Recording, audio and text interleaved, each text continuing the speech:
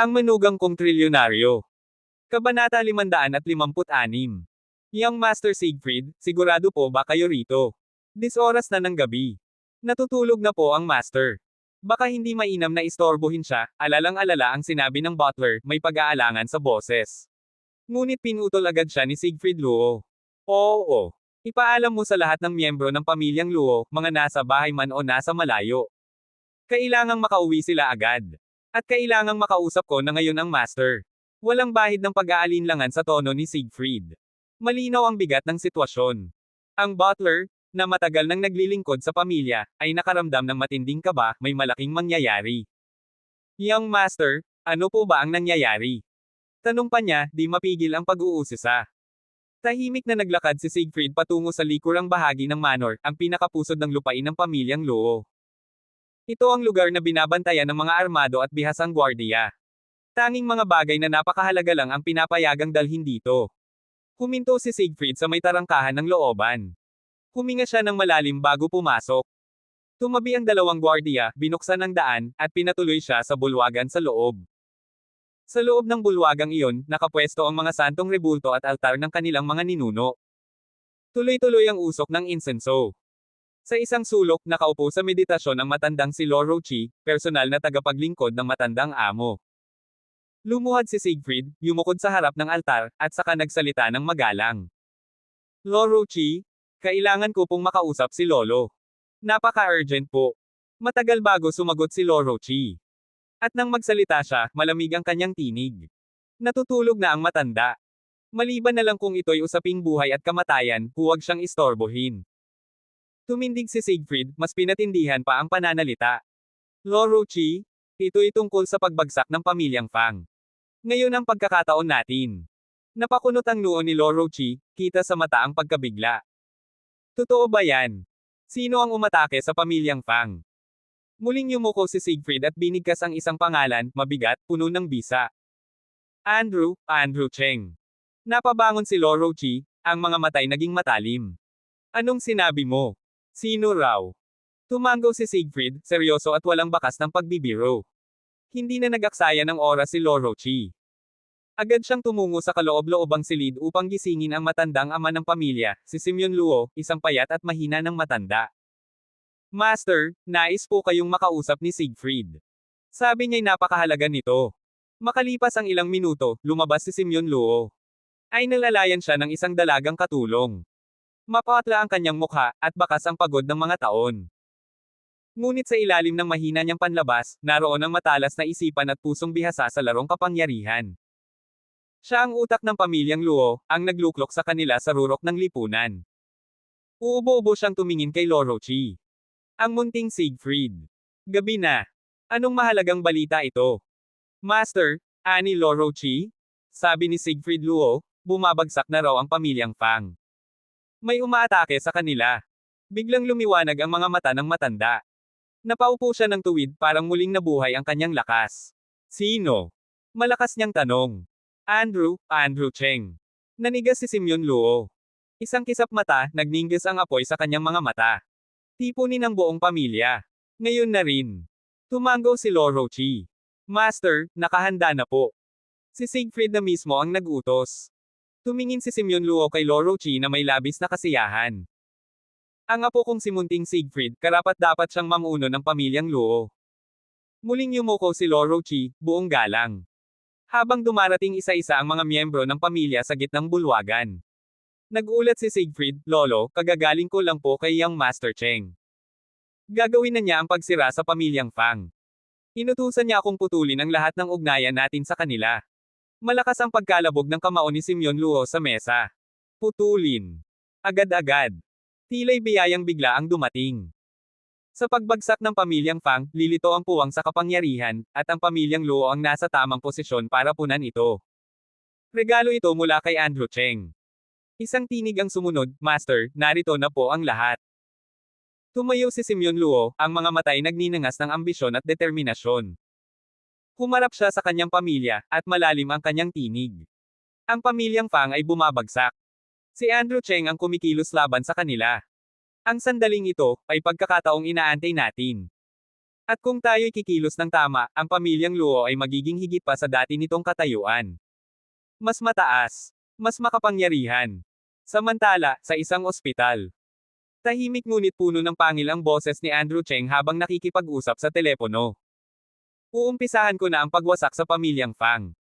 Sabihan mo ang buong Hongmen, sino mang makikialam, haharapin ang buong puwersa ng pamilyang Cheng mula sa Changsan Island. Kabanata 557. Sa isang madilim na eskinita ng lungsod, isang lalaki ang nakatayo sa ilalim ng dilaw na ilaw ng poste. Nakatago ang kanyang mukha sa anino habang humihit-hit ng sigarilyo. Kita ang pulang marka ng lipstick sa pagitan ng kanyang mga daliri. Naiintindihan ko, malamig niyang tugon.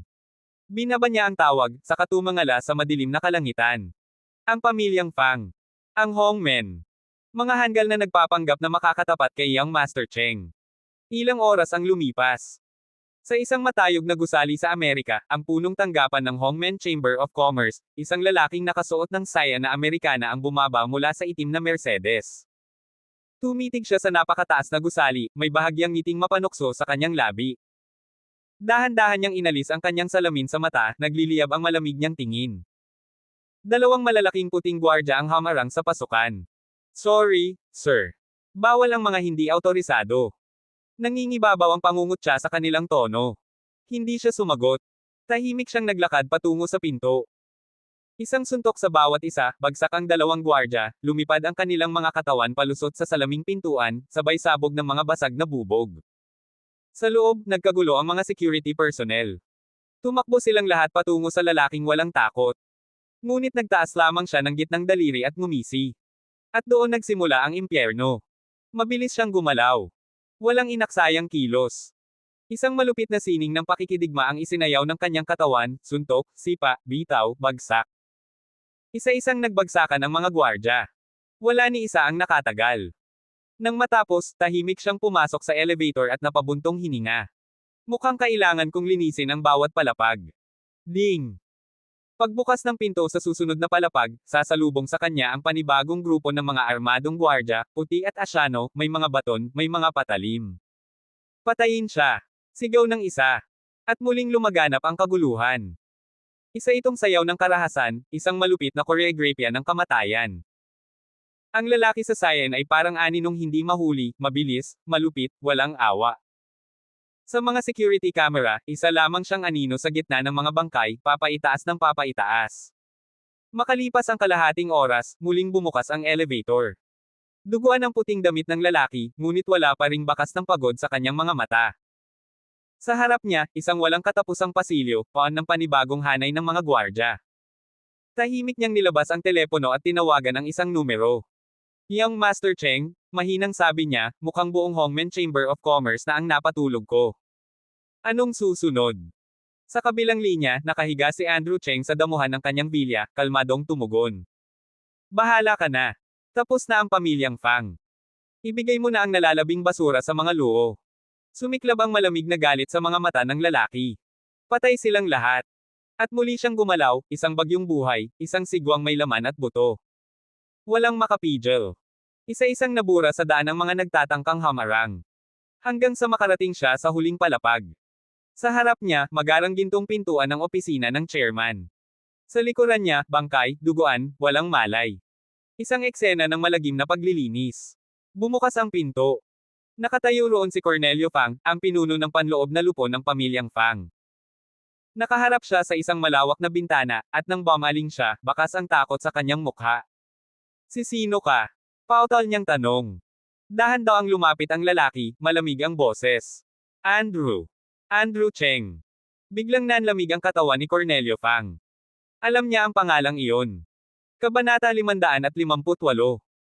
Mapatla ang mukha ni Cornelio Fang, parang nakita niya ang kamatayan sa harap niya. Diyos ko, tao ba talaga ito? O isang demonyo? Sa tindi ng seguridad sa gusali ng Hongmen Chamber of Commerce, imposibleng makapasok ang kahit sinong hindi autorisado.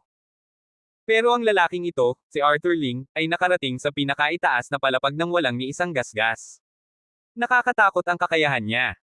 Tahimik lang si Arthur habang ipinaghalo ang alak sa kristal na baso. Sa kabilang kamay, may sinding sigarilyo.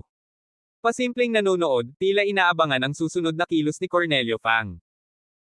Kalma lang, Cornelio, bulong niya sa sarili habang unti-unting inaabot ang drawer kung saan nakatago ang kanyang Desert Eagle. Kaibigan, simula niya, pilit pinapakalma ang tinig, bihira ang taong katulad mo. Kaya't may alok ako, 50 milyong sweldo taon-taon.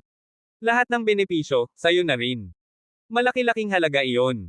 Pero para sa taong kayang pasukin ang kanilang himpilan na parang wala lang, sulit ang presyo. Ngunit ngumiti lang si Arthur. Boss Fang, parang kulang naman yata ang 50 milyon, di ba? Naningkit ang mga mata ni Cornelio Fang. 200 milyon. Ano, payag ka na ba? Inapakan ni Arthur ang sigarilyo sa sahig. Nagbago ang tono. Hindi ako nandito para sa pera, Boss Fang. May mensahe ako mula kay Young Master Cheng. Malinaw ang utos niya, layuan niyo ang usaping pangloob. Target niya ang pamilyang Fang sa China, at kapag nakialam ang inner circle ng Hongmen, pupulbyusan niya kayong lahat. Namutla si Cornelio Fang. Bigla niyang hinugot ang Desert Eagle at itinutok kay Arthur. Anong Young Master Cheng ang pinagsasasabi mo? Sino siya para magbanta sa Hongmen? Sa tingin niya, langgam lang kami. Napangisi si Arthur. May pilosopong ningning ang mata. Sa palagay ko, alam mo na kung sino. Bumigkas siya ng isang pangalan. Andrew. Namulat ang mga mata ni Cornelio Fang. Hindi, imposible. Ang pamilyang Cheng ng Changsan Island. Tanong niya, nanginginig ang tinig. Tumango si Arthur. Lumuwag ang hawak ni Cornelio sa baril. Halata ang pangangatog. Ang pamilyang Cheng, mas makapangyarihan kaysa sa buong Hongmen. Unti-unti niyang ibinaba ang baril. Paos ang tinig. Hindi ko alam, handa akong magbayad. Pwede mo bang ipaabot sa Young Master Cheng? Patawad, patawad. Tahimik na iniabot ni Arthur ang kanyang telepono. Isa lang ang pagkakataon mo. Nanginginig ang mga kamay ni Cornelio Fang habang nagdial. Pagkasagot ng kabilang linya, isang malamig na boses ang bumati. Alam ko na. Bilisan mo. Young Master Cheng, si Cornelio Fang po ito, pakiusap, patawarin niyo ang Hongmen Chamber of Commerce. Babayaran namin ang anumang halaga. Sumakay sa kotse si Andrew Cheng, malamig pa rin ang tinig. Ang gusto ko, ang buhay ni Agnes Fang. Kaya mo ba yon? Nanahimik si Cornelio Fang. Parang nahulog ang buong mundo sa kanya. Young Master Cheng, baka pwedeng pag-usapan. Nagbago ang tono ni Andrew Cheng, naging yelo ang bawat salita. Cornelio Fang, hindi ako nakikipagnegosasyon. Mamili ka, lumayo kayo, o lipulin ko ang buong pamilya nyo. Putol ang tawag. Wisikan mo ng gasolina ang punong iyon, utos ni Andrew sa katabi niyang si Oliver Lee. Pupuntahan natin ang Fang family.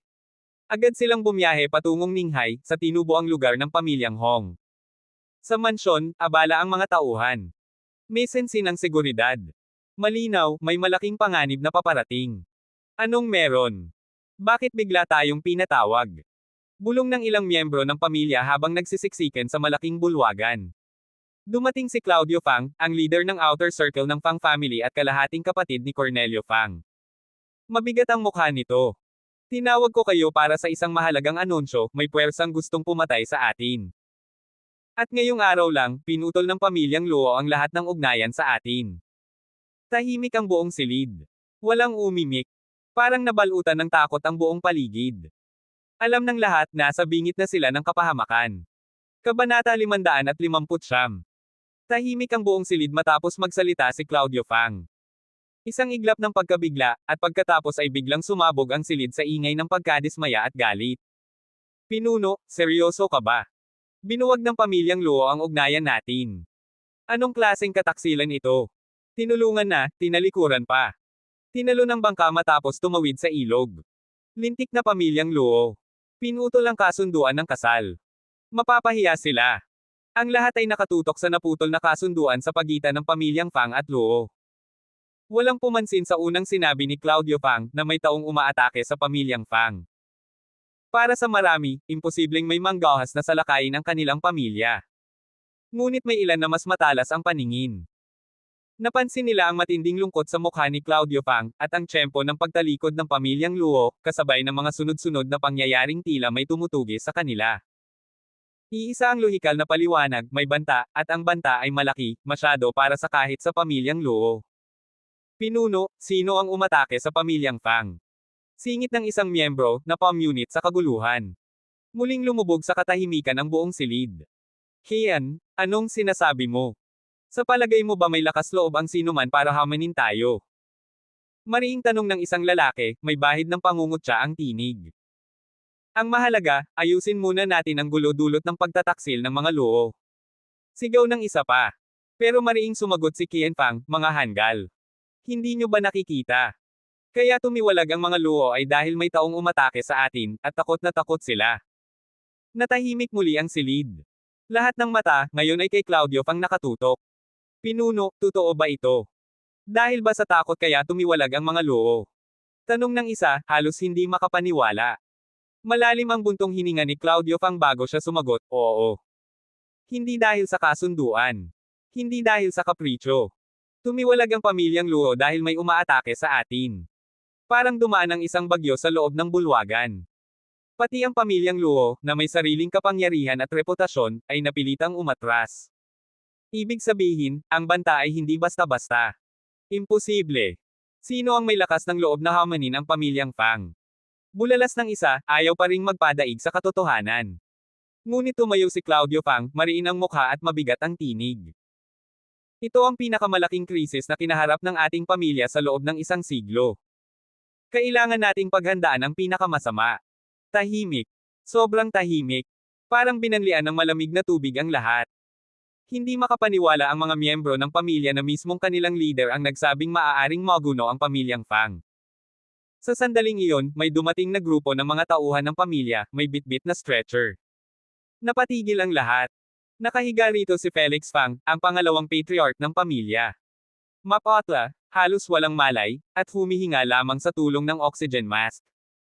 Isang mahabang, sabay-sabay na hingal ang pumuno sa silid. Second patriarch. Lumapit si Claudio Fang sa stretcher, baka sa mukha ang hinagpis. Siya ay halos mapatay, ng parehong taong lumumpo kay Felix Fang, at siyang dahilan ng pagkabuwag ng kasunduan ni Agnes Fang. Nanigas ang lahat.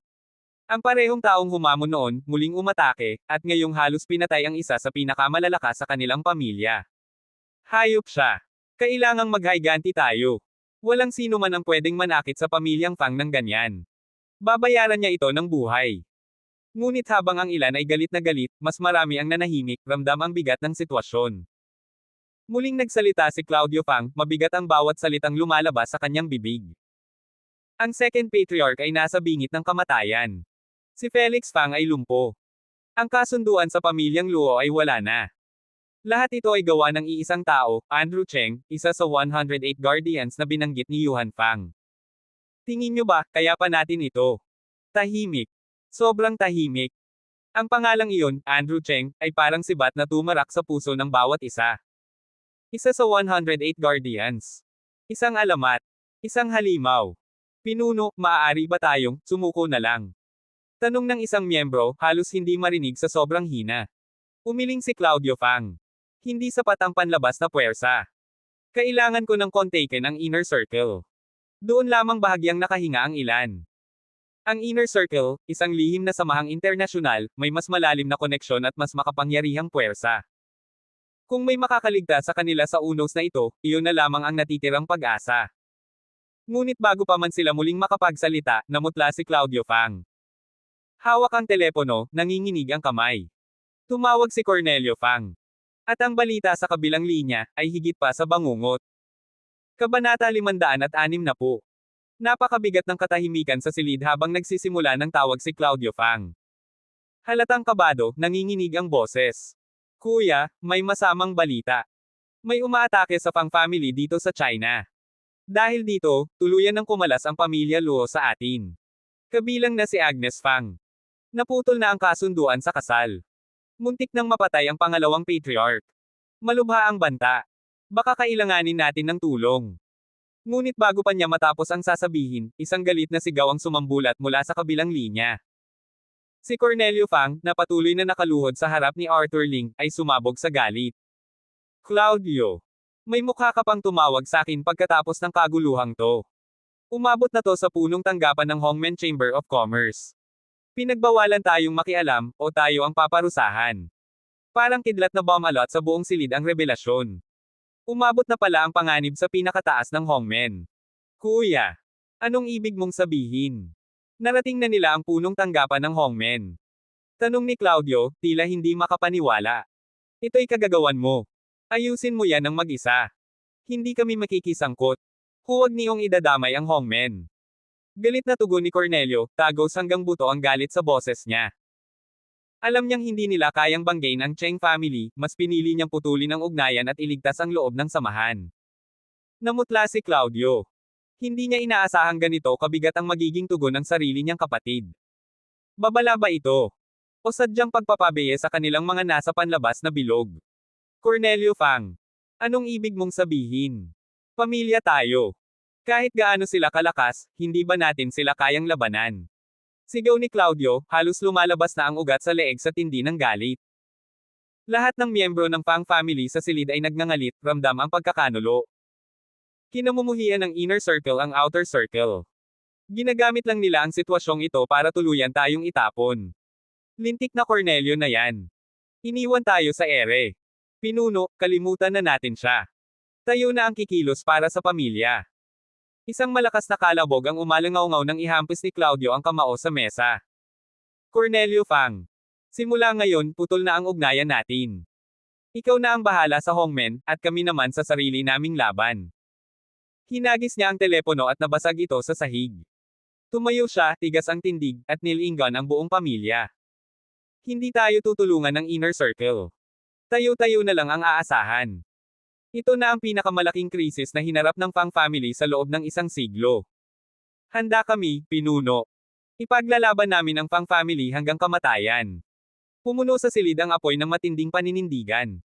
Handa silang lumaban, kahit kapalit ay sariling buhay. Humarap si Claudio sa lahat. Simula ngayon, estado ng digmaan ito. Lahat ng miyembro ng Fang family ay kailangang bumalik agad. Lahat ng negosyo ay dapat magsagawa sa ilalim ng matahimik at lihim na operasyon. Mabilis kumalat ang balita. Ang buong elite circle ng Ninghai ay umuugong sa chismis tungkol sa isang makapangyarihang kaaway na umatake sa Fang family. Nabalitaan mo. Kumalas na ang pamilya Luo. Pati kasunduan sa kasal, winakasan. Nasa martial law daw ang mansion nila. Malamang malupit ang kalaban. Sino kaya yon? Kayang paatresan ang Fang family. Biglang may sumigaw. Dumating na si Siegfried Luo. Pumasok si Siegfried Luo, elegante ang kasuotan at may dignidad ang bawat hakbang. Agad siyang pinagtulungan ng mga tanong. Mr. Luo, totoo bang may matinding banta sa Fang family? Bakit po kayo kumala sa kanila? Sino po ba ang kalaban nila? Ngumiti lamang si Siegfried, malamig at puno ng kahulugan. Hindi ko pwedeng sabihin. Pero nasa panganib ang buong Fang family. Kung may negosyo pa kayo sa kanila. Banitin niya ang huling linya, saka tumalikod at tumuloy sa inner hall kung saan naroon ang mga bigating personalidad ng lungsod. Parang kuryenteng dumaloy ang takot sa mga naroon. Agad nagkagulo. Sunod-sunod ang mga tawag ng mga negosyante sa kanilang opisina. Putulin na ang lahat ng transaksyon sa Fang family. Mabilis. Samantala, sa loob ng mansion ng Fang family, tahimik ngunit matatag ang kapaligiran, isang katahimikang punong-puno ng paninindigan. Abangan ang mga susunod pang kabanata ng Ang Manugang Kong Trilyonaryo.